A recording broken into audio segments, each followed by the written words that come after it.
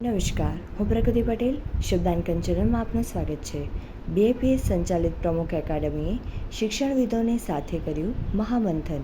કેન્દ્ર સરકારની નવી રાષ્ટ્રીય નીતિ 2020 અંતર્ગત વિદ્યાર્થીઓના સર્વાંગીય વિકાસ માટે વડોદરાના BAPS સંસ્થા સંચાલિત અટલાદરા સ્થિત પ્રમુખ એકેડમી દ્વારા પ્રથમવાર શાળાથી વિશ્વવિદ્યાલયના સંચાલકો, વ્યવસ્થાપક મંડળ, આચાર્યોનો મહાસંગમ આયોજિત કર્યો હતો.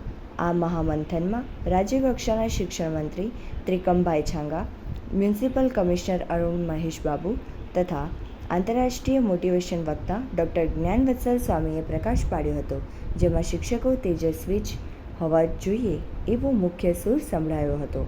લવ અને કુશ બે વિદ્યાર્થીઓની પ્રશ્નોત્તરીથી મહામંથન જીવંત રહ્યું હતું. UPSC ઉત્તીર્ણ કરનાર વિદ્યાર્થી સાવંતે સફળતાની સફર વર્ણવી હતી. પ્રમુખ એકેડમીના સંચાલક સંત પૂજ્ય જ્ઞાન વિજય સ્વામીએ એકેડમીએ 4 વર્ષે મેળવેલી સિદ્ધિ જણાવી હતી.